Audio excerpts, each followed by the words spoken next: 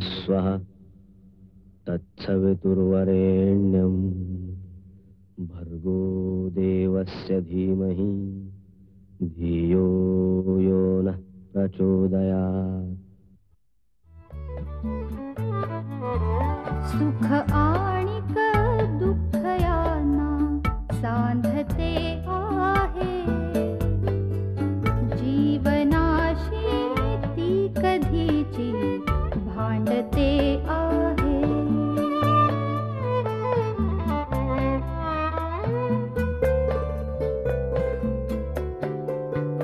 दोन डोळ्यांनी मुक्याने बोलताना ती वेगळे काहीतरी बघ सांगते आहे।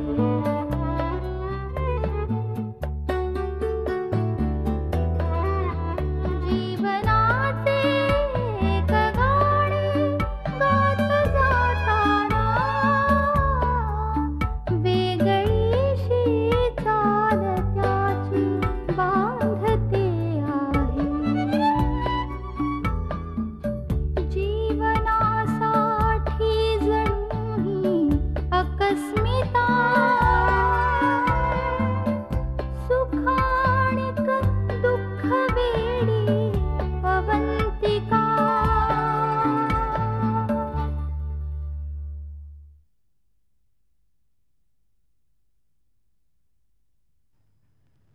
शोभना, उद्या निघायचं म्हणते मी। इतके दिवस तू राहिलीस, दिवस कसे गेले कळलंच नाही बघ। आता राहण्याचा आग्रह तरी कसं करू आम्ही? मीही राहिले असते ग आणखी थोडे दिवस, पण अमोल आणि पूर्वा त्यांच्या नवीन फ्लॅटमध्ये शिफ्ट झाले ना, त्यामुळे घराकडे लक्ष द्यायला कोणी नाही, म्हणून। कळतंय आम्हाला, माणसांशिवाय राहण्याची सवय करायला हवी आम्हाला। कामासाठी आम्ही बाहेर पडतो ना, तेव्हा माणसांचा समुद्र असतो आमच्या भोवती, पण त्यात आपली माणसं नसतात ग। म्हणजे पाण्यात राहून शेवटी आम्ही तृषितच असतो। शोभना प्लीज। जाऊ दे, हीच असेल आमची नियती।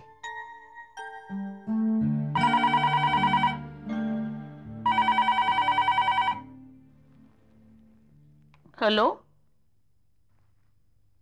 कोण? जाधवराव? काय म्हणते इन्स्पेक्टर? नाही, पण सौरभ नाही आहेत घरी। हा, तुम्ही नंतर फोन करून बोला त्यांच्याशी। हो। काय ग, काय झालं? इन्स्पेक्टर जाधवांचा फोन होता, सौरभशी बोलायचं म्हणले।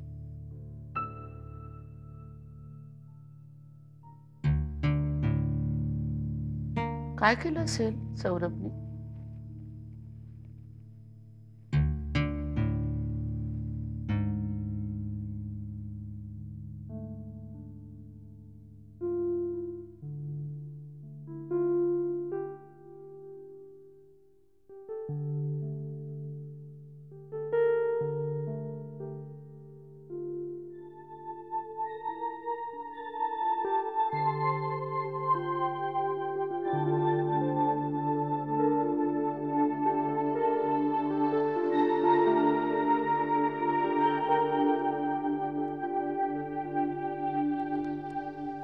वहिनी,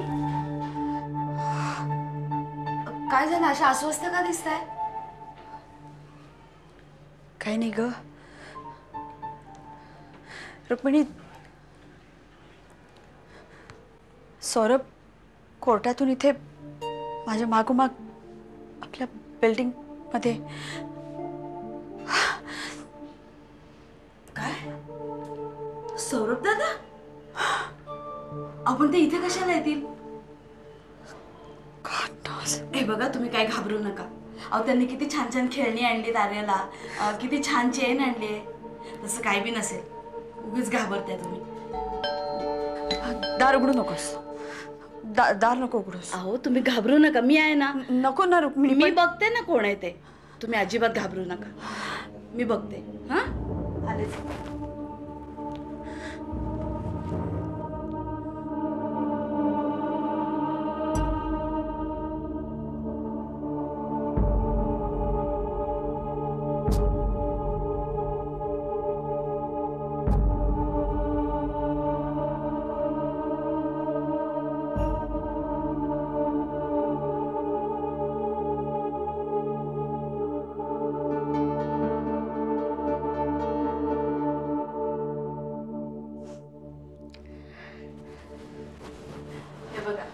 कुरिअरवाला होता. उगीच घाबरलात की नाही? अहो दुपारी मी बेल वाजली होती, मी पण अशीच घाबरले होते. पण बघितलं तर पूर्वा वहिनी आल्या होत्या. पूर्वा? होय पूर्वा म्हणजे अमोलची बायको? होय.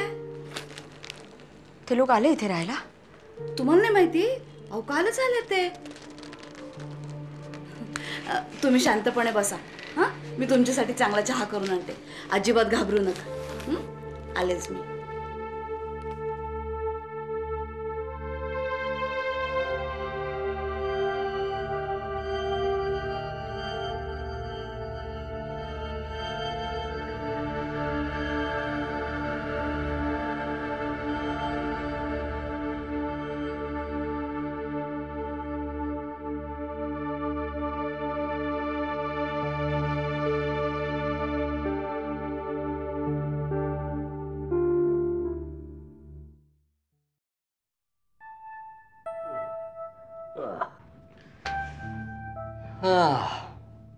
हे घर लावणं म्हणजे अगदी थकवून टाकणारं काम आहे. हो ना. हे पूर्वा चहा करून ये ना प्लीज. करते.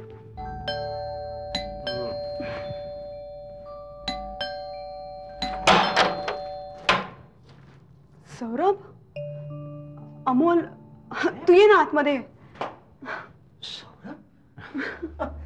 What a pleasant surprise, यार. I can't believe this.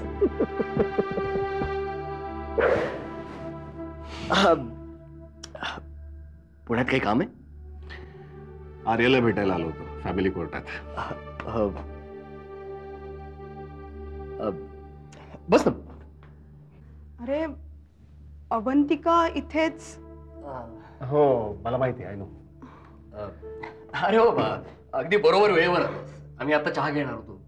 तू नाही मला नको चहा रे. नाही कसं, पहिल्यांदाच आलायस. घे, मी टाकते. थांब.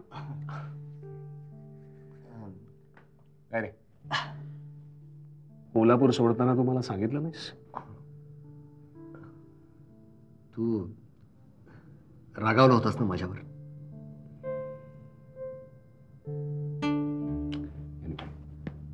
Forget it now. कसं आहेस?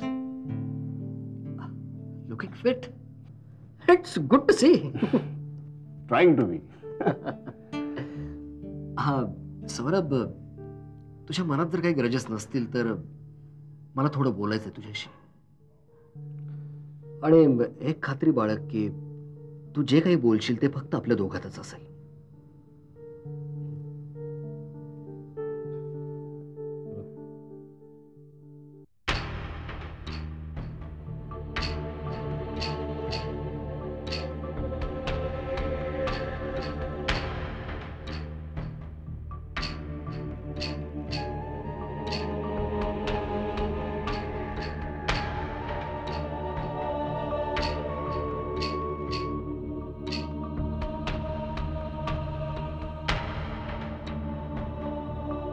रुक्मिणी,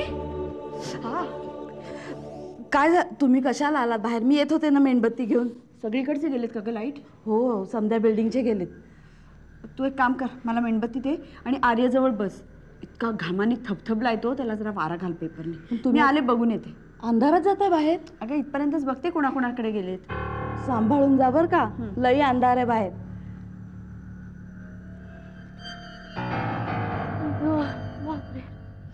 पाय दुखायला लाग रे माझं हिंडून हिंडून. तुलाच हौस होती ना हिंडायची? हौस तुझ्या बरोबर हिंडायची होती. फिटली ना हौस. चला आता. अनिश, मला तुझ्याशी बोलायचंय. काय? हा, ते ग्लास डोअर बद्दल ना. अगं मी त्या दुकानात गेलो होतो पण अनिश आज. Please not that. मग तू काय ठरवलंयस कशाबद्दल? तुझ्या पुढच्या आयुष्याबद्दल? काही नाही. अरे असं कसं? काहीतरी ठरवावं लागेलच ना. प्राजक्ता, मी बघू, म्हणजे मी अजून विचार केलेला नाही. ओके, पण विचार केलास तर think of me first. Because I still. Prajakta, हे बघ, मला स्पष्ट बोललेलं आवडतं, कारण एकदा न बोलून मी संधी घालवली आणि मला ती चूक पुन्हा करायची नाही. प्राजक्ता, माझ्या मनात तुझ्याबद्दल तसं खरंच काही नाही. मग आण. ऑनेस्टली, डोंट यू लाईक मी?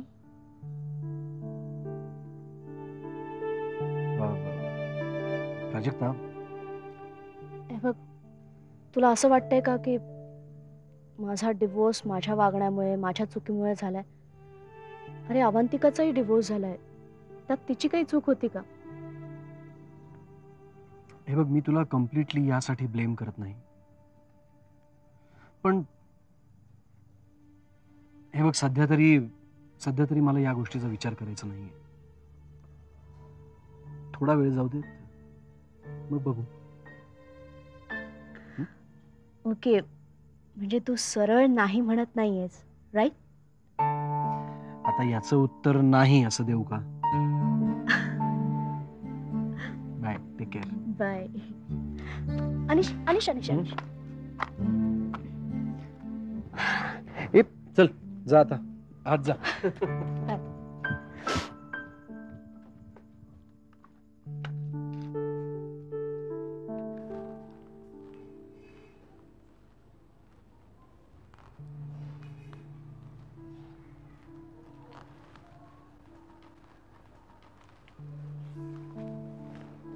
वहिनी, तुम्ही खाली गेला तर लगेच लाईट आले. काय झालं?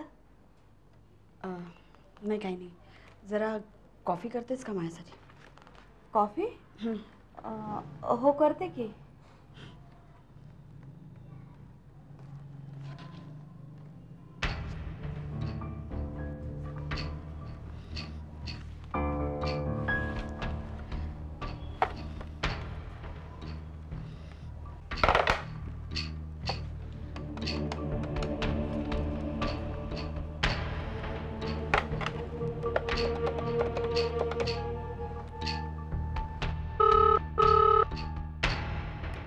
हॅलो आई, मी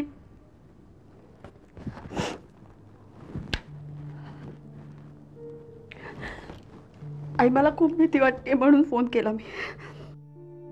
काय झालं ग? काही नाही अगं, म्हणजे सिरियस काही नाही, पण आत्ता इथले ना लाईट गेले म्हणून मी काय झालं ते बघायला खाली गेले तर अचानक अंधारात कोणीतरी दिसलं मला. मी बघितलं तर सौरभ होता. काय? अगं, अमोल आलाय ना आमच्या बिल्डिंगमध्ये राहायला. हा तर आणखी एक त्रास. आज दिवसभर मी इतकी अपसेट होते. फॅमिली कोर्टात गेले होते ना, तिथे सुद्धा तो ज्या पद्धतीने आर्याला खेळवत होता, ज्या कौतुकाने त्याच्याकडे बघत होता, आणि आई, आर्या सुद्धा, तुला कळतंय ना, मी. हे बघ अभि, तू शांत हो बघू. तू कशाला घाबरतेस? आई, मला खरंच खूप भीती वाटते. हे बघ अभि, मला कळतंय तुझ्या मनात कसले विचार येत आहेत ते. नको ग काळजी करूस तू. हे बघ, रडू नको, आधी शांत हो बरं. हे बघ, तसं काही होणार नाही. तो सौरभ काहीही करू शकणार नाही. तो आर्याला नाही घेऊन जाऊ शकणार. निदान आर्य मोठा होईपर्यंत नक्की. आई, नक्की ना? हे बघ, मनातून सगळे विचार काढून टाक बरं. तसं काही होणार नाही. मी आत्ता येऊ का तिकडं? नाही ना. काळजी करू नकोस हा. हे बघ, मी उद्या नक्की चक्कर मारते तिकडे.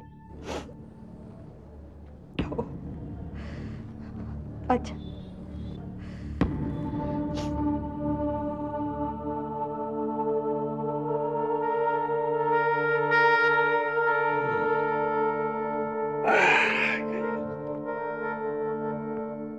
काय ग, कसला विचार करतेस? रीमाचं पुन्हा काही? अवंतिकाचा फोन आला होता. काय प्रॉब्लेम आहे सोसायटीत? ती आज सौरभला भेटली होती. फॅमिली कोर्टमध्ये? नंतर म्हणे तो तिच्या मागोमाग आला तिच्या घरापर्यंत. म्हणजे हिचं घरही कळलं त्याला. का तिथपर्यंत का आला तो? तो अमोल राहतो ना त्या सोसायटीत. त्या अमोलला सुद्धा सगळ्या पुण्यामध्ये हीच एक सोसायटी मिळाली होती राहायला. जरा कुठे जरा परिस्थिती बदलावी म्हणून वेगळं घर केलं तर तिथे हा अमोल आहेच.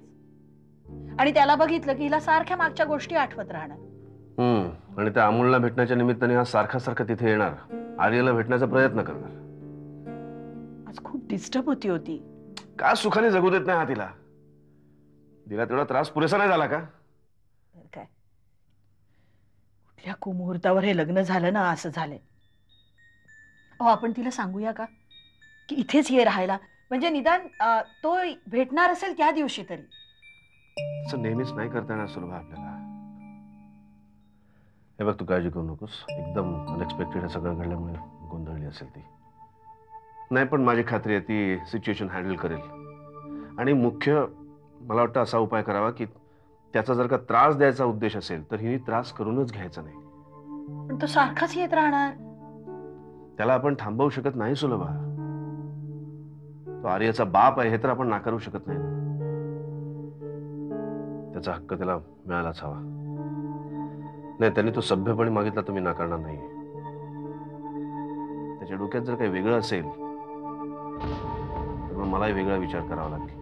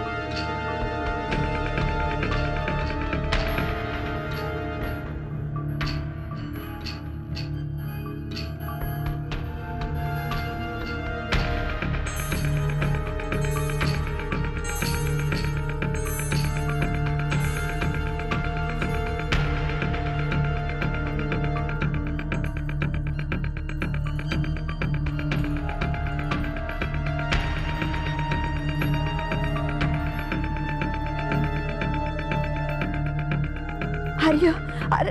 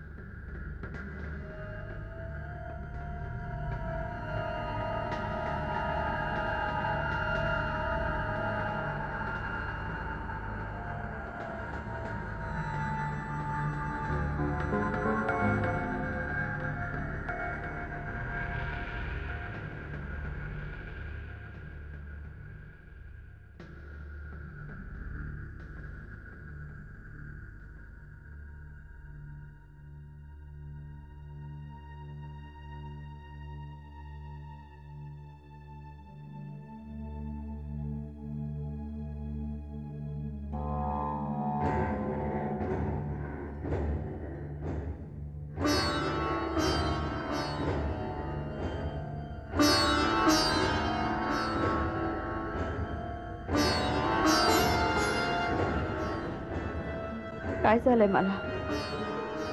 सारखी मनात नाही नाही ते विचार काय येत आहेत.